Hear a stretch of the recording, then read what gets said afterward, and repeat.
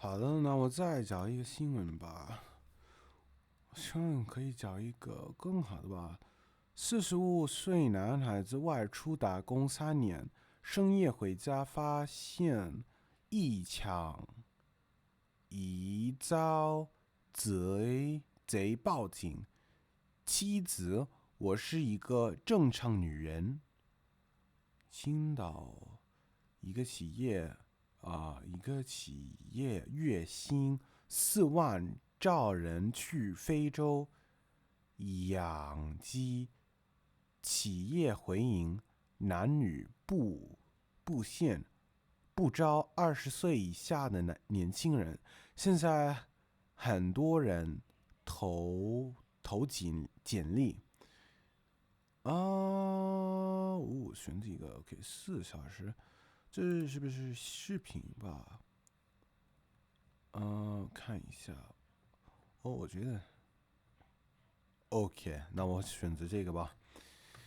45岁男子外出打工3年，深夜回家发现异常，疑遭贼报警。妻子，我是一个正常女人。男男子结婚20年，在外打工3年，妻子在家独自经营一家水果店。这一天深夜，男子回家却撞见妻子和陌生男子共处一室。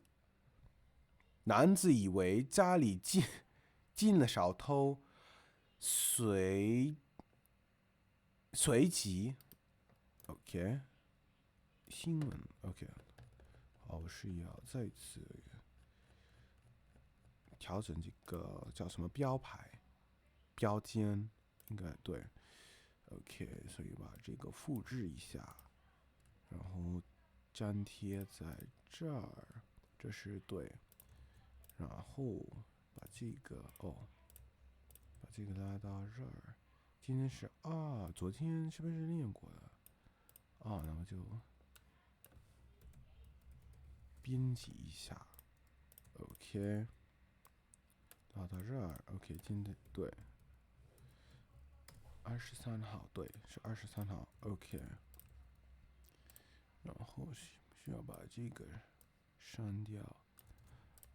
OK， 可以了。随即 OK， 随即报了警。眼前的一幕让男子很气愤，女子却低声地说：“我是一个女人，我有自己的需求。”凌晨1点，谢国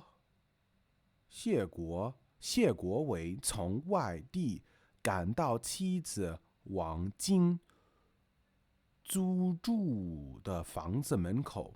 当他要敲门的时候，却无意间听到屋内有一男一女说话的声音。谢国伟当时就非常纳闷，复制粘贴。纳闷，他一度以为是家里进了小偷，随即报了警。民警来了之后，谢国伟才知道跟妻子在屋里的男人叫欧阳，看着两人神色慌张的样子，谢国伟明白了妻子王静跟这个男人关系不一般。王静却解释说，他只是来我这里拿东西的。是不是一会就走。说着，王静还用手指床上放着一个专门东西的袋子。你们都在一起了，你还狡辩什么？你还狡辩什么？狡辩？你还狡辩什么？这里挂洗的衣服都是他的吧？你们在一起生活多久呀？谢国伟气愤怒的说：“随便你怎么想，反正我跟他只是生意上的合作伙伴。”王静斩钉截铁的说：“OK，那我就练到这儿，可以把这个收藏一下新闻，然后把这个删掉。对，好，可以了。